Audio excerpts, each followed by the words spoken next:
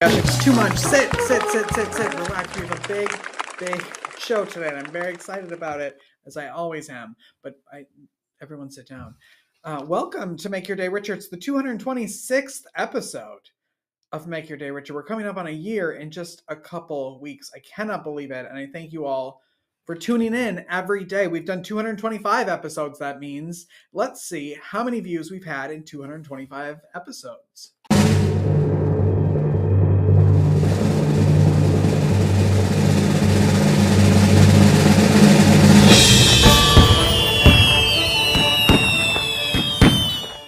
$359,205, because we like exact numbers around here. We want to celebrate every single one of those. Thank you so much for doing that. If you just share the show right now and to anywhere you're watching, anywhere you're listening, we might get to 360 by the end of this episode. So would you please? And if you want to help the show by donating to our Buy Me a Coffee campaign at buymeacoffee.com/makeyourdayricher. It's a great way to help the show. You get your name in the credits. It's all around a win-win for everybody. And we get to continue to bring you shows like this Monday through Friday. So thank you for that. Outside of this show, I help other podcasters with their shows. And Gorilla HR is a podcast that I help with my friend Becky. Comes out every Monday. And if you're an employee or an employer, you need to be listening to this podcast. It's called Gorilla HR, from her company, Gorilla HR. Take a look at the latest episode. Express genuine curiosity. I'm not saying go full inquisitive, like you're conducting some sort of criminal investigation. Nothing like that. But just at a general level, as you come across people and as you engage with them, take little notes so you know what they are. Actually, it's kind of funny because when I was leaving, one of my last companies, I had some pages in my notebook and I was telling some of my peers oh, here are my notes from when I first. You can go to gorilla-hr.com to learn more about Becky, the podcast, her services. She's an amazing person. She's also been on this show, so go back and look at that episode. And if you need help with your podcast, send me an email at makeyourday.richer@gmail.com. Okay? All right. Should we start the show? I think we should. Today, I have a guest who played a pivotal role in creating one of the most iconic musicals of all time, the Pulitzer Prize and Tony Award-winning musical Rent. Billy Aronson is the co-creator of Rent, an acclaimed playwright and a 5-time Emmy-winning television writer. And now he's sharing his wisdom on creating and thriving in the arts in his new memoir, Out of My Head. Billy's here to dig into what it takes to succeed in the arts, tell us about his memoir, and maybe even give us a peek behind the scenes of Rent. Let's start the show. Make your day richer than it was before. Got some good times knocking upon your front door. Well, Billy, good morning. Good morning, Richard. Good to be here. Thank you so much for being here. Thrilled. Very, very excited to be here. Listen, I have to say, I've been wanting to have a talk show, a daily talk show, since I was 10 years old. And growing up in the Midwest, I didn't even know Broadway existed. I didn't know theater existed. We didn't have a theater department in our school. I didn't even know plays were a thing until the Rosie O'Donnell show came on. And meeting people like you and things that I knew she loved, makes me have such goosebumps, because I feel like I am exactly where I'm supposed to be meeting you today. And I love it. So I can't thank you enough. That's very sweet of you to say. I actually have great admiration for you, Richard, because you found a way to make your passion into your life. And it takes courage to do that. And probably a lot of people along the way not knowing how you were going to make a living and all that. Not knowing what myself. to say. Right. Yes. But you've done it and you're making the world better. Is that where your book, Out of My Head, kind of came from? Let's talk about that. That's very much the theme. A lot of young people particularly would get in touch with me after college when they were new in New York to say, how am I going to do this? It seems great, like a great idea on paper to make your life in the arts. And when you get here, it seems like nobody wants you. What's wrong? But I'm sort of a cheerleader. The book is about the stuff I've done, which is I love the wonderful things you said about some of my achievements, but I failed and been humiliated so many times. And I think that's a huge part of making your life in this field. And you need to embrace it and accept it and think of it as completely normal and realize that you're unique. There's something about what you have to offer the world that you have to give, and no one can really tell you how to do it because you're different than everybody else. So until you've done it, what can they say, really? Yeah. So it's sort of to cheer you on through the loneliness and give examples of how I made it around it. Why? I mean, you've had such an amazing career. Like you said, highs and lows. Why now for this book? Why now? Well, for me in particular, it was during COVID. You know, I had some time finally because I've become an extrovert. And I love being with other people, and being alone all the time. I just wanted to talk to other people. So I kind of put all the conversations I'd had with all the different young artists and artistic hopefuls together, and did some research on my own career. Because, you know, I try not to think about it a lot after I've done something. I realized, hey, there's a path here. So I had a chance to put it all together and lots of time, because it took a long time to figure out how to write a memoir. I'd never done anything like that before.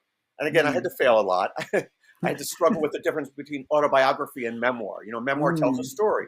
It's got highs and lows. You cut the things that are just about me because I want to show off or be ashamed of myself. It's just about this story of figuring it out. So that's why now. And I want to know about this cover.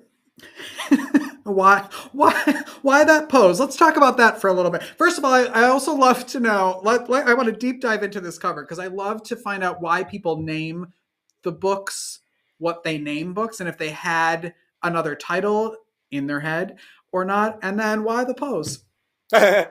Yeah, well, the pose. For me, this was my version of The Thinker. It's a little messier and sillier. You see all the wrinkles and the folds. For one thing, it's not hiding anything. It wants to make that point. It's not to be beautiful, because I don't think the arts should be. It's not trying to be pretty, and that's the story. It's not trying to be pretty, but it's also thinking. You know, getting something that's inside you out to the world in just the right way is really hard. And although I'm not in agony, I think my mother didn't like it because she felt it was too heavy. I had a version where I was smiling, but it just didn't seem appropriate. This is what it's like when you're trying to figure yourself out and get out there to the world. It kind of hurts. It's twisted. Every day, yes. It's all very twisted. Yes. But out of my head. So, and the title is because I wanted to get, you know, from outside, that lonely thing that's inside you, that there are no words for. If there are words for it, you can just say it. You can give speeches and run for an office, or you can just tell your friends, here's what's inside. But you can't, there are no words for it. So you got to get out from that lonely space of you to the world. Just really basically getting from me to you. That's art. That's making art. And it's very hard. And may I back up, because another answer to the first question you asked about why now, I think why it's particularly useful now to have this book is because the arts were always looked down on and misunderstood and threatened and in danger and almost bankrupt. But now it's particularly hard, you know, politically and economically, for a number of reasons. For young people coming out of school to imagine making a career, for example, in the theater, where theaters are closing and doing fewer and fewer plays. But the book is, again, about there's always a way, reinventing yourself, redefining your goals, being creative with your goals. You know, there is going to be a way for you, is my point. And I think that's particularly important to know now. I think it also, like you describe it, as a love letter to artists everywhere. And I think it's also so inspirational for people who don't consider themselves artists, because everybody should be creating art in some way. Everybody should be ingesting art. And I think it's like a little hello, just a reminder, there's art out there and you should be taking it in at least. Yeah, for sure. It's a great thing. The book is also for people, family members of people in the arts who don't understand why their brother or son or something is being so weird. We seem weird to the outside and often to ourselves. Yeah, yes. I love that. That's our truth. I grew up, like I said, I had no access to any plays or anything. And then I thought, well, I'll just go to college and be a theater major and become famous and then get a talk show. Like that was my route in my head, which did not really happen. But then I realized I was not very good at live theater because I was so afraid of screwing it up for everybody else that I was like, this is not what I need to be doing with my life. When did you get into the arts? Like, did you grow up as an artistic, creative kid? I guess I could. Well, I was different. Mm-hmm. Yes, and creative. Always sort of. I valued time by myself, thinking, arranging the world in my head, and very soon, music actually was the first thing that grabbed me. I was always trying to form a band, with my friends and making them be in it, so we'd be like the Beatles or the Monkees, whom nobody knows anymore. Um, but yeah, I loved chords, but like you, and then I got into acting in school, and I was in the same year. I played both Romeo and Charlie Brown. Of course. But I found as I acted in high school that it was just too terrifying. And performing jazz on my flute was too terrifying. It's like you said, I was always evaluating, listening to myself as I was speaking. And finally, it was, I guess, freshman year of college, after having my heart broken at the end of high school. I had this need to express something, but I had to control the language of it. I wanted to show it to everybody, but I couldn't perform it. I couldn't say it. I couldn't dance it. So I had to make a play. And I didn't really know what a play was or how to make one. But so I failed a lot. But, that's how you learn. Unfortunately, I went to drama school after college. And I found out, and they told me a lot of good things, but I found out that especially if you're different, you can't learn by someone telling you the right answers, even if there's validity to those answers. You just need to feel it. You need to get out there in your own way and fail in your own way and see this little part works that no one would say would work. And this thing that everybody else can do, I can't do. So yeah. Anyway. Yes. Yeah. Speaking of not failing, we can talk about Rent for a minute. Not a failure No. at all. How did you get involved? How did that come about? Well, yeah, when I was new in New York, I was writing plays all the time, but there was some downtime with that. As you can imagine, you write a play, you spend months and months writing a play, you give it to theaters, and at best, they offer a reading after a number of months. So I had one play I'd written that was exactly what I wanted it to be. I thought I'd made some progress, and a number of theaters were offering to do readings of it, and I had some time while waiting for that to happen to write something new. But I didn't want to write another play because I was already bothering all the same theaters. So I thought I would try something different. And I had become, while living in Hell's Kitchen then, I had become a big opera fan all of a sudden because the Lincoln Center was right up the street and you could see the operas at the Met get standing room for very cheap. Even though I didn't know what was going on because they didn't have subtitles, I could stand back there and I thought, wow, this is cool. There was something about it that got me that I hadn't gotten, that I hadn't understood before. At any rate, particularly La Boheme interested me. And one night as I was walking home from this gorgeous production of La Boheme that the Met did, it struck me that the world of the mid-'80s that I was living in was so the opposite. Here we were, my generation of young artists falling in love and making no money. That's exactly what Boheme is about. They make no money, they're poor, but Pavarotti sings it. And it's so glorious and gorgeous, and the sets are beautiful. There was no Pavarotti singing in my life, and there was no gorgeous sets. I lived in a teeny apartment, and people were dying on the street. It was a terrible time in a lot of ways for an artist in the mid-'80s. And it was cold. So I thought I wanted to tell that story of how it felt to be an artist then, a young person coming to New York then, and with music that was hard-edged, that had an edge. It was gritty, something gritty about it. So I went to Playwrights Horizons, this theater I'd worked at, that did musicals, and they recommended me to Jonathan Larson, among two composers, but he was the one who really wanted to work on this idea. So we traded materials and got working together. So, did you know that it was going to be did you know in your head, no, this is really good? Or was it a complete surprise at the success? Well, I liked it, but it was a complete surprise that it was so successful. Yeah. At the best, I would have thought maybe, if it goes well, we can do it at Playwrights Horizons. And maybe if it's great, they'll extend it for a week and it'll get good reviews. To me, that was greedy to imagine those things. Yeah. It was just insane, that as our first musical working together, that it could succeed at all like that. Jonathan Larson, though, right in the beginning, he said, this idea, this thing, it's going to change the world. It's going to make it. and it's going to bring our generation back to the theater, and it's going to be our generation's Hair. I thought he was insane to think anything could be like Hair, which just changed the world. And then to think that it would bring a generation back to the theater. First of all, I never thought it would be on Broadway because there was nothing like it on Broadway at that time. It was the time more of Cats and of sort of happy people who had money, singing happy songs and wearing colorful clothing that tourists could enjoy. I just couldn't imagine people wearing all black in this gritty, unbohem-like visual world and dying and being angry. That just didn't seem, it seemed the opposite of Broadway to me. Yeah. So I never could have imagined it. But Jonathan felt that way, and he was right. He was right. He was right. How long did it take you to like wrap your head around the significance in pop culture, in the world, and on Broadway? Like, how long did that take for you to be like, oh my gosh, I am a part of that? Wow. It was hard to wrap my head around, I'll tell you the truth. It was so, to go from the life of writing your plays among your friends, and even when it gets produced, 75 people at Ensemble Studio Theater might see it per night. Even if you get a great review, it fills up the 75 seats. To have people talking about a play, first of all, was so weird. Everywhere I went, after it opened on Broadway, or when it was going to open on Broadway, everyone was talking about it. Strangers were talking about it. My dentist asked me if I'd heard of this thing, that's a disguised version of La Boheme.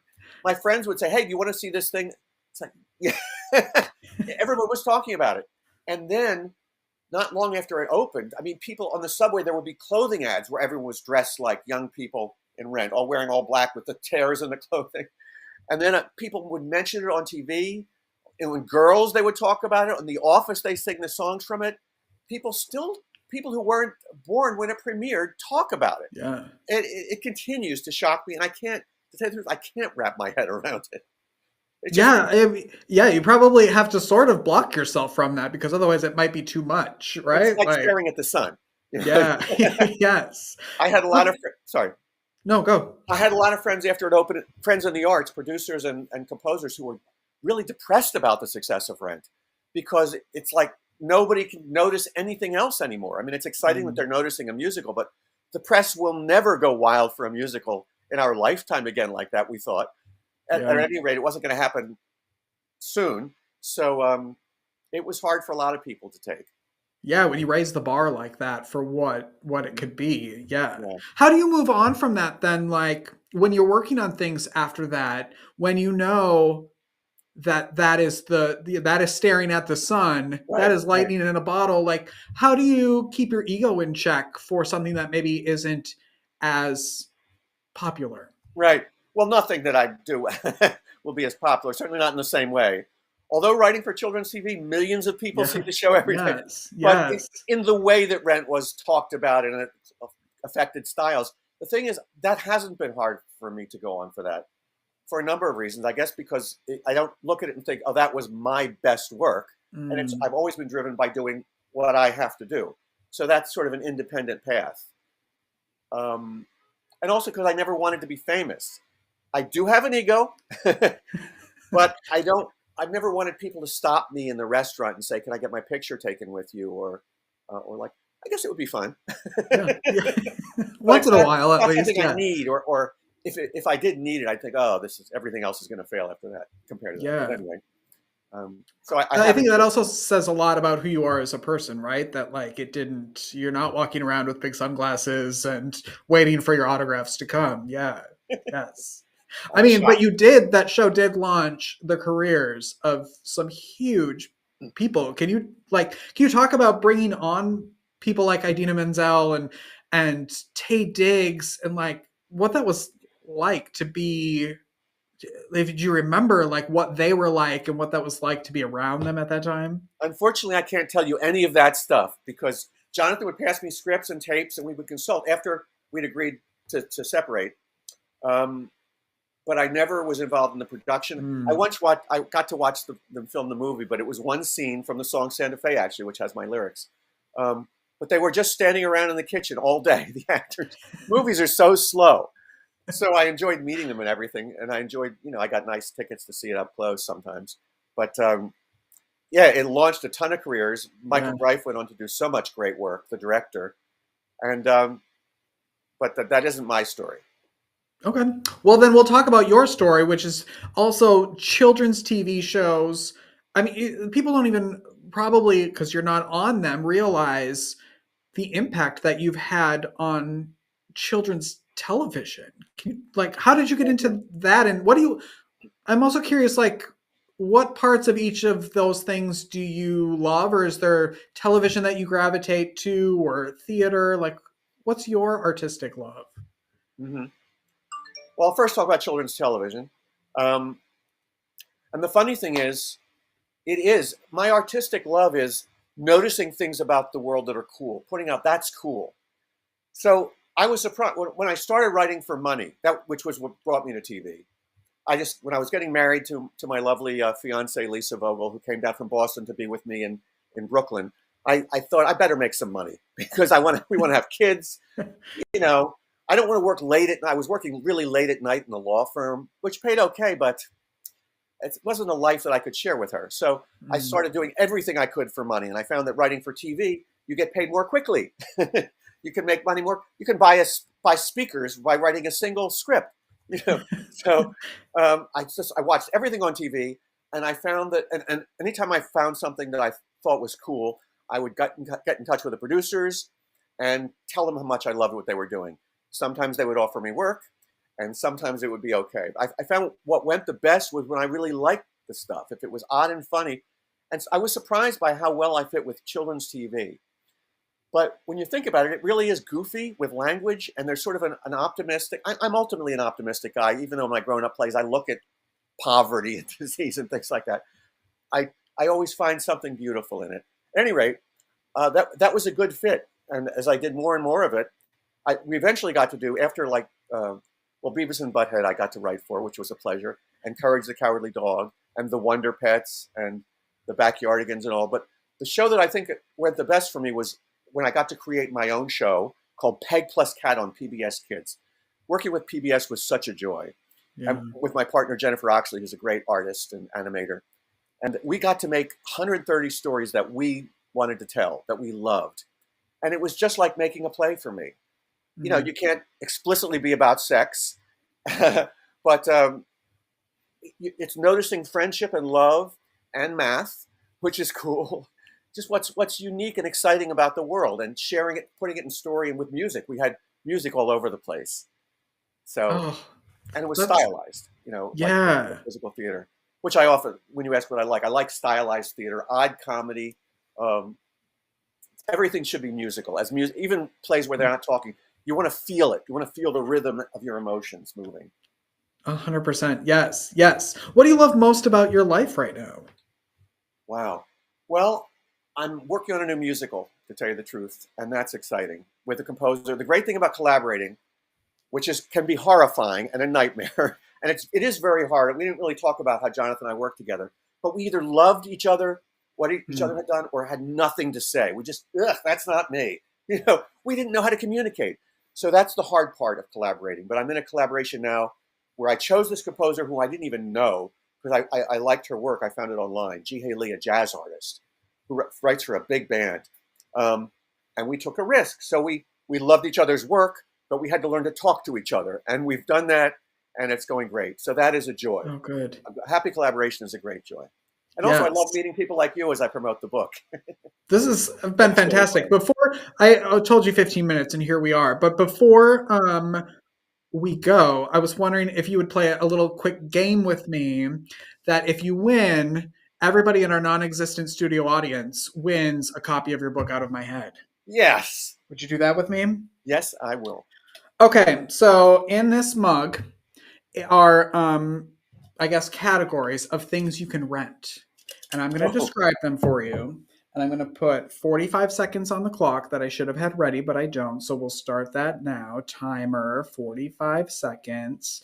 And then I'm going to try to explain them to you. And you have to get 3 out of 5. And if you get 3 out of 5, everyone in our non-existent studio audience gets a copy of your book. How about that? I love it. Yeah, so do they. Yeah. I love you people. a review on Google. Okay, or I'm on Amazon. Are you ready? Yes. It starts. Okay.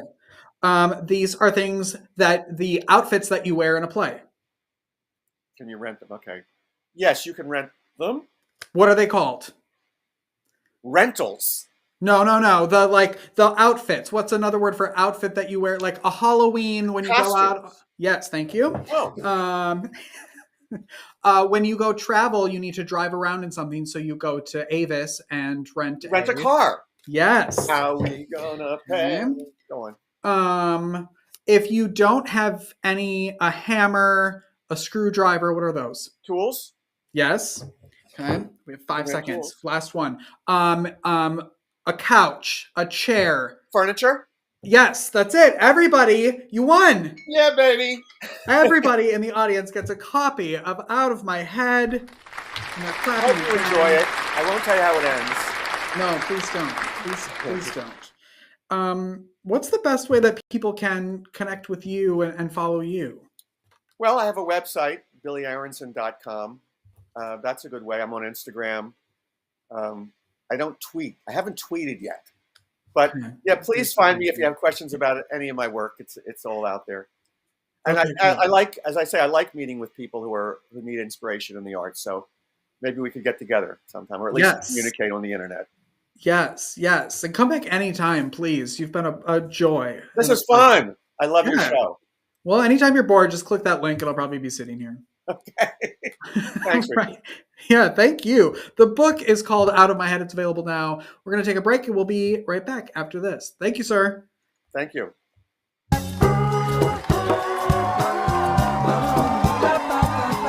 Life is difficult. Are you feeling overwhelmed or like you could use a little support for your mental well-being? Visit the Help Hub.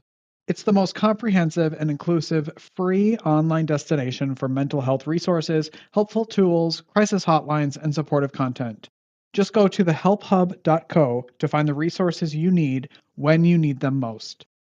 Unlike other resource pages, the Help Hub is divided into 16 different categories, ensuring that everyone in every community has access to the resources and support that matches their unique needs.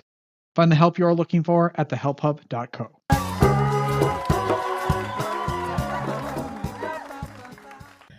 That's our show, everyone. Thanks for watching. Go make your day richer. Go make somebody else's day richer. You've made mine by watching this show, and I love you for it. Again, now's a great time to just press that share button, would ya? And we'll see you tomorrow with an all-new episode. Bye-bye.